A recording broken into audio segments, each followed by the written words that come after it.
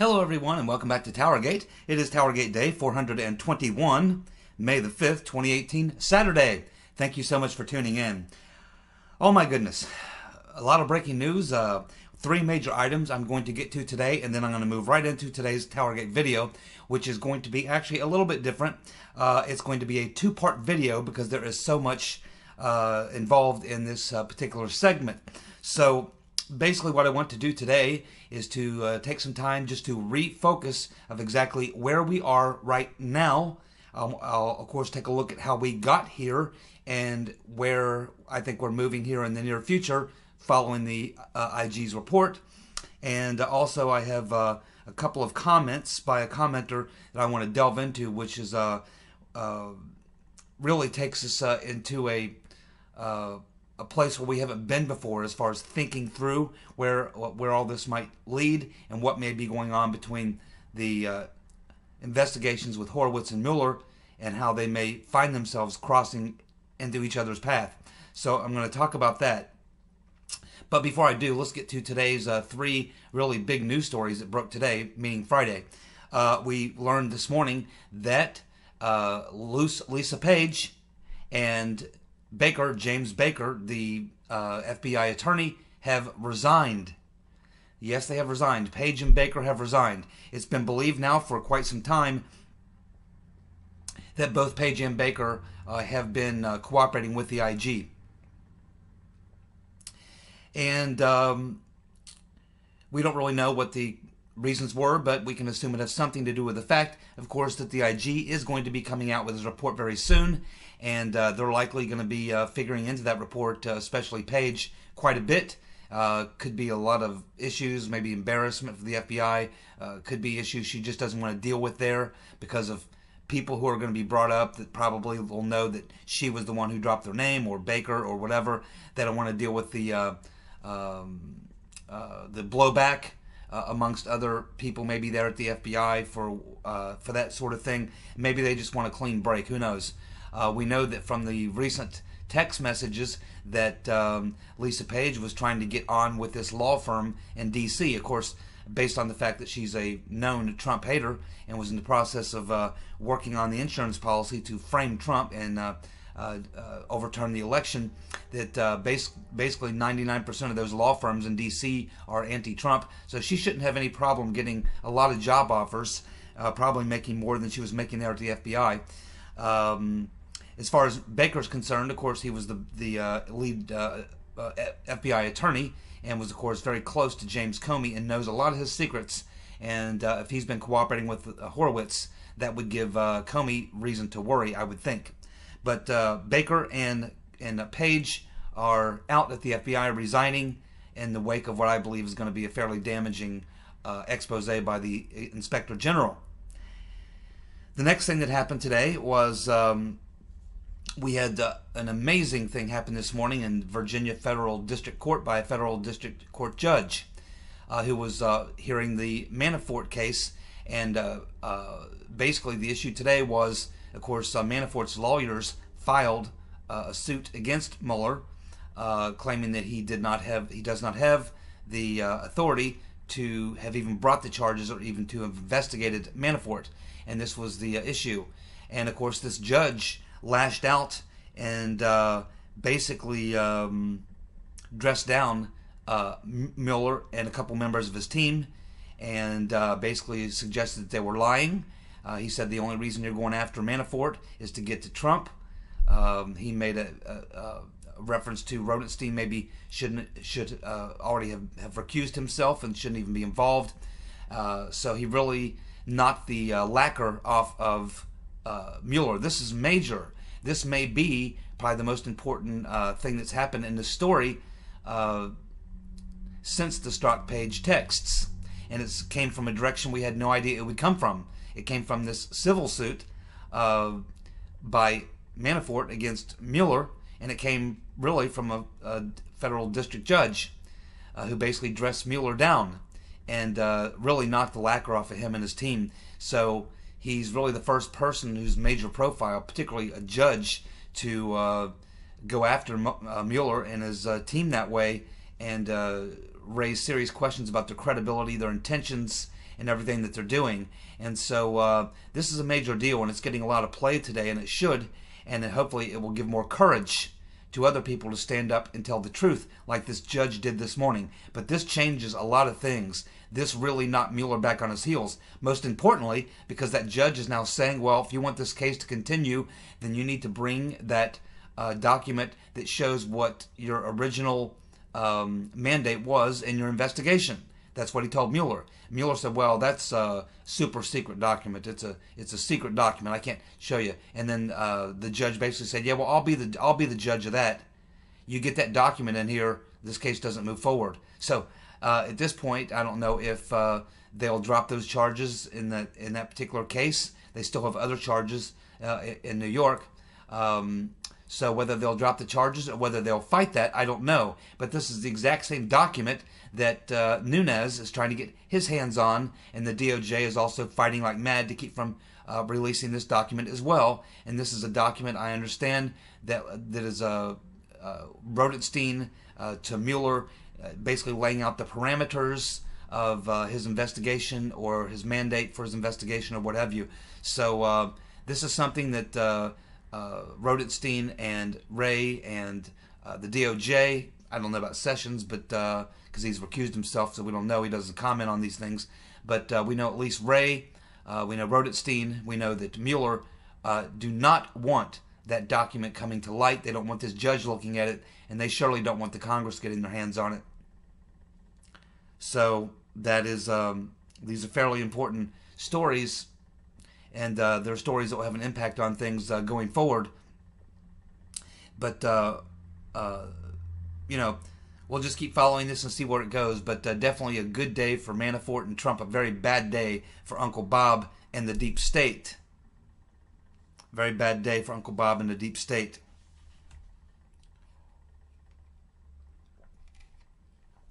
Okay, so what I want to do today is I really want to refocus on where we are right now.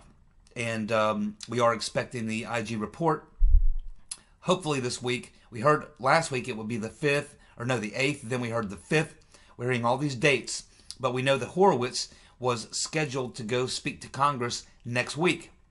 Now he says he has to postpone that because he's received additional information regarding the Hillary Clinton email investigation. So now he has more information to look at. This may again delay the release of the IG report. He hasn't come out and said that, but you know, obviously the very first thing he's going to be talking about, his first report, is going to deal with the Hillary email investigation and how it was handled by the FBI. Now he's telling, and so he was going to do the release of that next week. Then he always would come a day or two after the release and answer questions from Congress. Now he has alerted Congress to the fact that he is going to have to postpone his showing up to Congress next week to answer questions because he says he's received new information on the email, Hillary Clinton email investigation.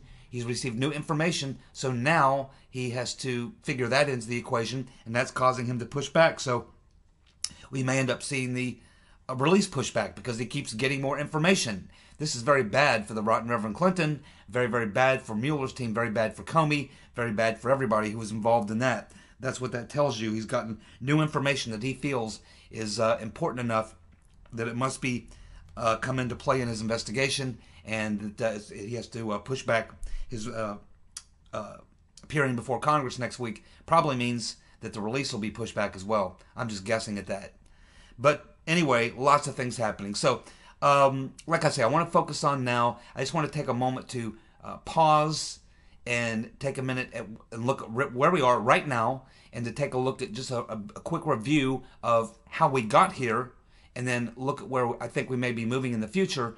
And today I want to focus on looking at this in a kind of a wide view of this, as opposed to kind of like being right down in the center of it, looking at it kind of from the inside out. I want to step back and look at the big picture and talk about some of the bigger issues and the overall thing that's going on. So let's go ahead and get to that now. This will be 2 videos.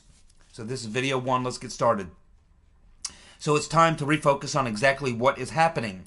Media reports, bloggers, and all the rest speak of the coup or the frame-up, the insurance policy, as it is something that has happened in the past. It is in the past, but it has not been stopped. It is still happening at this very moment.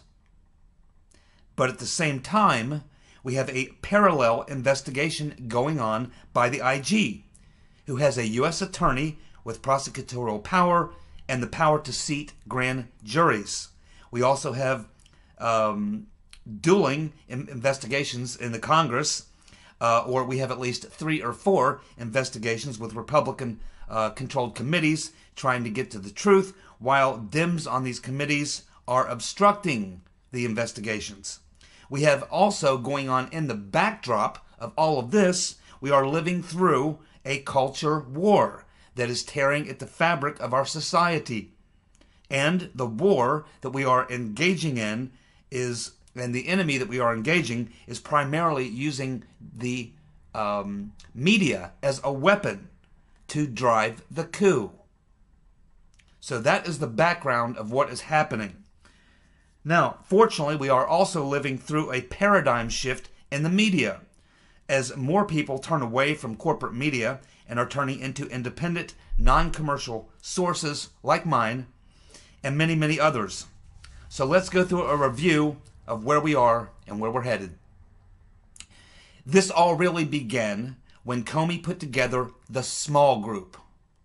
The small group was put together to control or fix and obstruct the Clinton email investigation.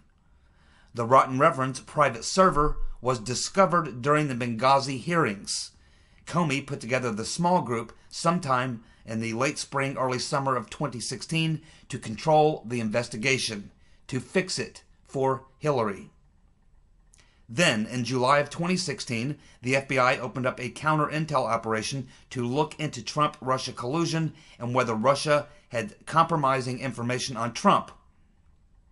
This was largely due to the garbage, salacious, and unverified political opposition research that was funneled into the CIA by Christopher Steele, Hillary's State Department, the CIA's John Brennan, and Hillary's own goon squad.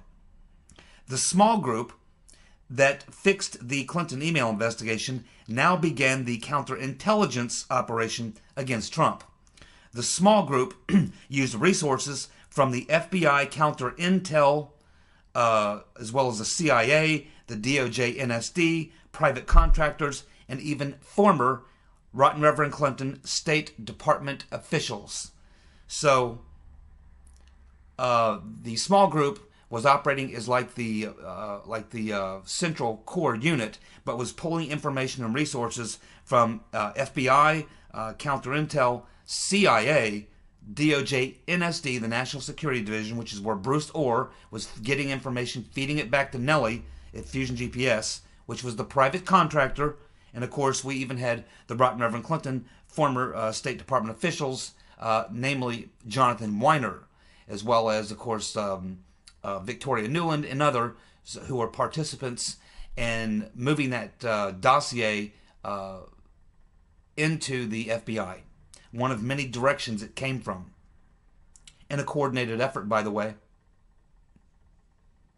which in fact helps support the idea of a criminal conspiracy. Not a theory. Let's talk about the small group. The small group consisted of the following. Comey, who was the person who put together the small group. Peter Strzok, Lisa Page, Bruce Orr, Toscas, Baker, Bill Priestap.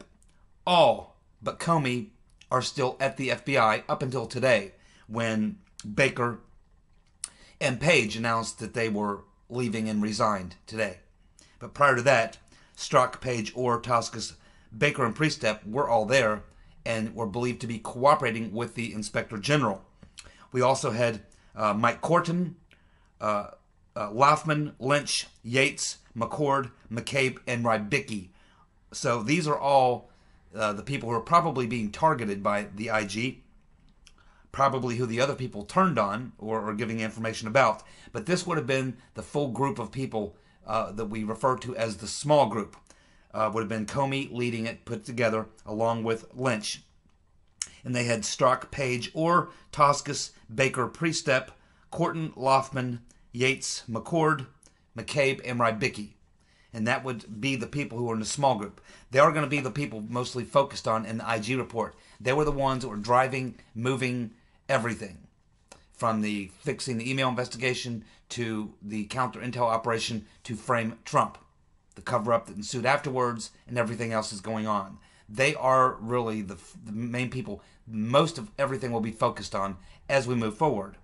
So then, after the July 2016, the FBI opens up this counter-intel operation, or at least ways this investigation to look into Trump-Russia. Then the next thing that happens in terms of investigations is that on January 12th, 2017, IG Horowitz, the Inspector General, the custodian, opens up his investigation into actions in the advance of the 2016 elections by the FBI and DOJ.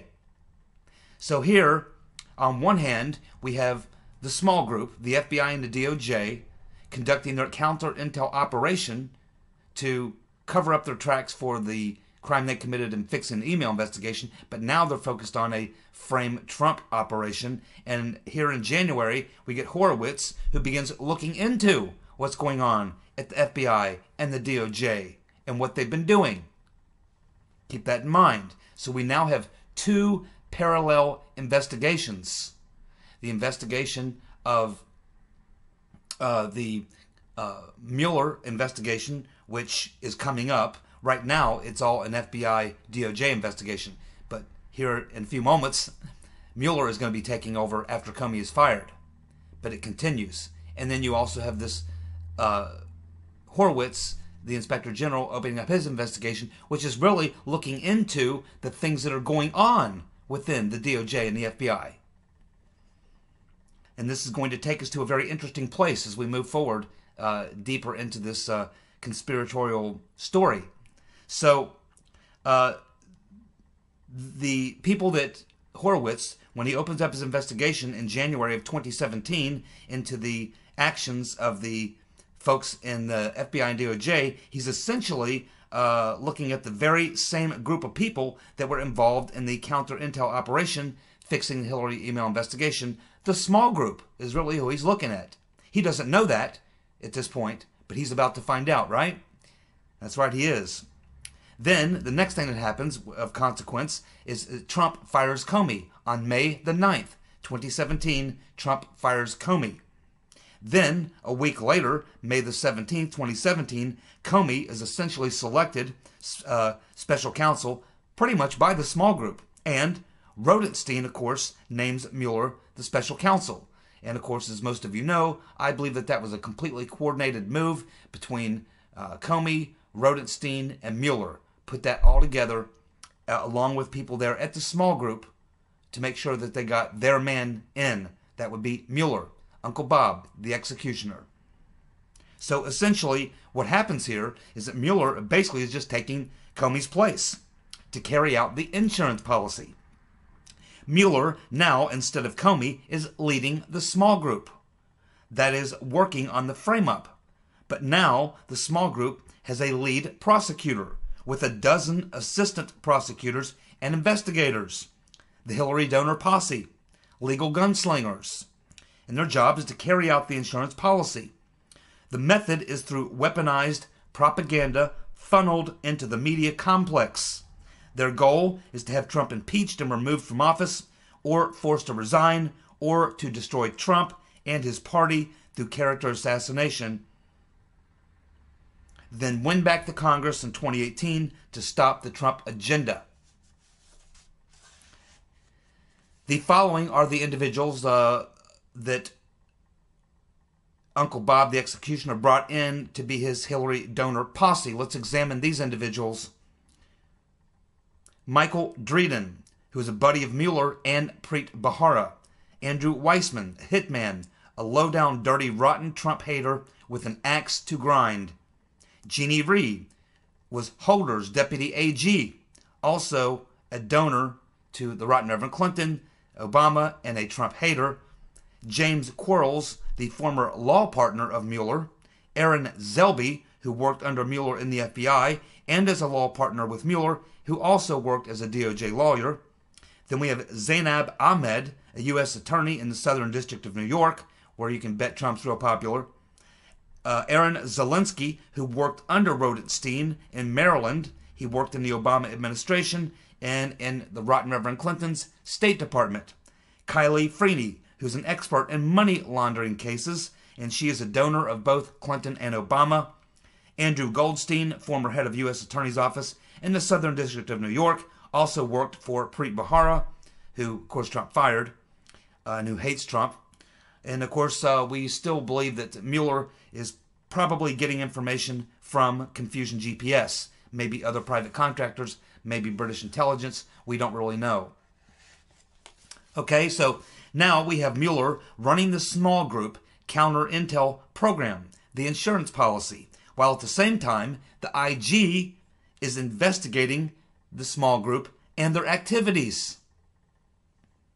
So essentially what happens is Comey's fired, Mueller comes right in, he hasn't got his team together yet, but he's initially drawing on resources that was all the same stuff that they were using in the counter-intel operation. Nothing changes. Mueller comes in and essentially inherits the small group as his investigative team and the people with all the research. And then, of course, he hires and brings in his own personal prosecutors to take all that information and to work with the small group. Kind of a dream team of investigators, prosecutors, and deep state insiders, all out with the same mission: the insurance policy to frame Trump. So the presence of Horowitz is first felt in the spring of 2017 when Horowitz discovers the Page Strzok texts and likely other text and communications as well. The small group is discovered somewhere around this time. We know that because this is when Lisa Page is questioned and realizes she is being scapegoated by McCabe and Strzok. Page provides evidence to the IG that would eventually lead to McCabe being fired, and of course now he's facing a criminal referral by the IG. At this time, late spring through the summer of 2017, the IG appears to have turned Page, Strzok, and Priestep, and probably Baker as well, from the small group. He's now got them working for him because of what he's got on them. Lisa Page leaves the Mueller team and sends Strzok a message telling her to never contact her again. Then, in July of 2017, Strzok is removed when the IG makes Robert Mueller and the FBI, OPR, and Sessions and Rosenstein aware of the Strzok-Page texts. So Mueller is forced to dump Strzok. And Strzok stays on at the FBI, is demoted, and is assumed to be cooperating with IG Horowitz. So here we have, in the spring of 2017, Horowitz stumbling onto the Page-Strzok texts. And that's when he probably gets his first glimpse. He still doesn't know he stumbled onto the what we call the small group at that point. The first two he discovers is Page and Strzok. But as he investigates further with them and works his way out, he eventually probably finds the entire people known as the small group, and eventually that term is out there, and so he knows exactly who the individuals are who are participants in the small group. And of course they were participants, and of course he would have come across all these people because the very first thing he started investigating was, and the reason he was named, the reason IG Horowitz was put into action in the first place was to investigate the handling of the Clinton email investigation by the FBI. So now we've got Horowitz starting to get in there and figure out what's going on. Then, in November 2017, U.S. Attorney John Huber is appointed by Sessions to work with Horowitz. Huber has the ability to prosecute, seat grand juries, make criminal referrals, and issue subpoenas. So we can see that Horowitz starts his work in January, and then here in November, it takes about 9-10 months, apparently he had gained enough information that there was real problems, including criminal activity, that he obviously went to the Sessions and told Sessions what he was finding, and probably discovered the small group and all the activities they were involved in, at which point he probably advised Sessions, hey, I don't have the power to prosecute, but you need a prosecutor because we got crimes. At which point Sessions appointed this Huber. This was back in November, but we didn't learn about it until just about a month or so ago. So the Mueller investigation continues despite losing several members of the FBI investigative team within the small group. Essentially, the small group is disbanded. Mueller, along with his gunslingers, the Hillary donor posse, and the FBI resources, continues his witch hunt. The frame-up, but he shifts his investigation from a focus on Trump-Russia to obstruction, taxes and real estate deals, Saggy Daniels, and anything else he can dig up. So as we can see, Horowitz comes in, he starts his investigation, and discovers the Strzok and Page text, and then a few months later, that entire small group is busted up. They're gone. All the people who I mentioned in that small group, they are every single one of them is either, about half of them have been fired or quit. The other half have been demoted and are believed to be cooperating. So Horowitz literally must have discovered somewhere in the mid to late spring, summertime, he must have discovered the small group and what they were up to. And he got all these players together and probably said, wow, these guys are running a very, illegal operation here. And these guys had to be shut down, first of all. So essentially, it was the work of Horowitz getting in there, finding those Strzok Page details, investigating that, learning more about the other people around, getting all these players, which we now know is a small group, and then he busted them up. It's the only excuse for it. It's the only thing we can actually... There's no other reason why these people would have all either resigned, been fired, and all these other things. It was Horowitz doing what he was doing from the inside that really busted this group up.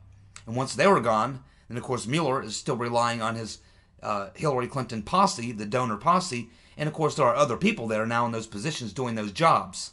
The only one who's still in his position, like he always was Bill Priestap. Everyone else had either been moved, demoted, fired, or quit. The entire small group busted up by late summer of 2017. They are essentially gone. No more small group. And so this shows you the impact that the IG had once he found the evidence and found out and figured out. Remember, the IG is way ahead of where we are. We get this stuff months and months after the IG has been there. So, but we can look back in retrospect now and see that somewhere in that mid to late summer period of 2017, that entire small group was busted up by Horowitz. So, anyway, that is, and of course that likely happened because of his interviews. He's interviewing all these people, and some of them are turning, some of them are keeping their mouths shut and quitting or getting fired, and some of them are cooperating. But they're all busted up. By the late summer of 2017, the small group has now been disbanded by the IG, very quietly. And that's probably about the same time that he brings in Huber, or goes and tells Sessions, hey, I busted up this cabal that was going on. I've got it busted up, but there's criminal stuff that went on here. You better get a prosecutor. And that's probably, that's my opinion of what I think must have happened. So Horowitz is now on the cusp of releasing his report, which is due out in days from now. The report will focus on the FBI's handling of the Clinton email investigation, the small group, and of course the FISA abuse, the actions by the DOJ and the FBI during the 2016 election. Congress, of course, continues to conduct their own investigations, with Nunes, Grassley, and Goodlatte, with, of course, the Democrats trying to obstruct everything that they're doing. Now, as I said, the investigation into Trump and everyone around him continues to this day, including surveillance. Yes, that's right. It is still happening. Surveillance, probably or likely, maybe, even on Trump. How do we know? How do we know? Because of this recent interview with Michael Caputo. I don't know if you saw him on Fox News, but he was interviewed on Fox. Michael Caputo has been interviewed, and of course he's a man who worked on Trump's campaign. Caputo has been interviewed by Mueller team 3 times for many hours. Caputo told Fox that Mueller has personal emails, phone call logs, communications, even text messages of every targeted member of the investigation. Likely Kushner, Cohen, Ivanka, and others, maybe even Trump himself. This explains why Rodenstein needed to grant a July 2017 extension of the Title I FISA surveillance warrant, which was, of course, initiated originally against Carter Page, and that is actually being used by the FBI to conduct political surveillance of Trump officials. That's how Mueller got all these communications of all these people, because of this Title I surveillance warrant that Rodenstein signed. Otherwise, Mueller would never have been able to have gotten a Title I warrant to surveil all these people. Rodenstein, the rat. Now, Mueller, as I just said, did not have the predicate investigative authority to get a Title I FISA. By doing the extension, Rodenstein provided Mueller the capability that he otherwise would not have had. So, that is just kind of an overview of where we are.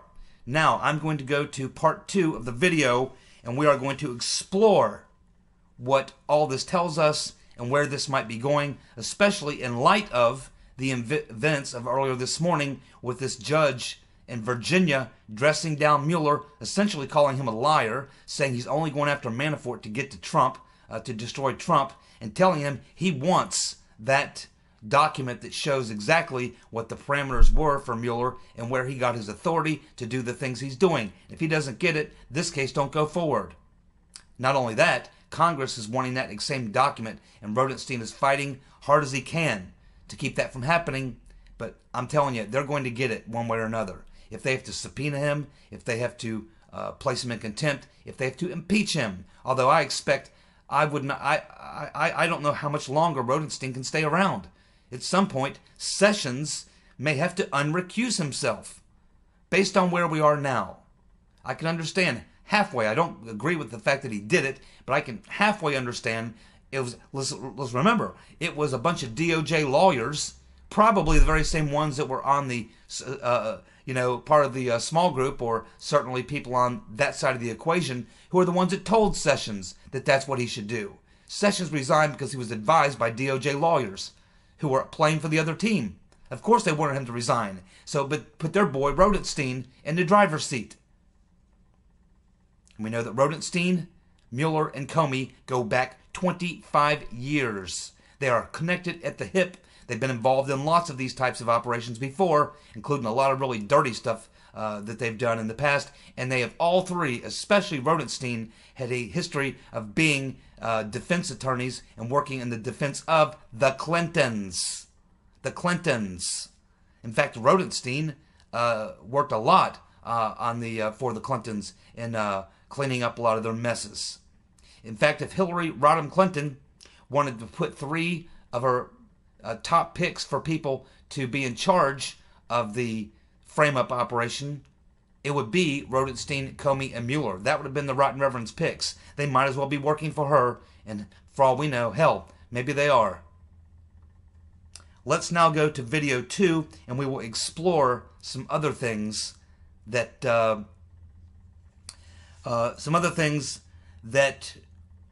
deserve a little attention. So I'll see you on the other side in video 2. See you.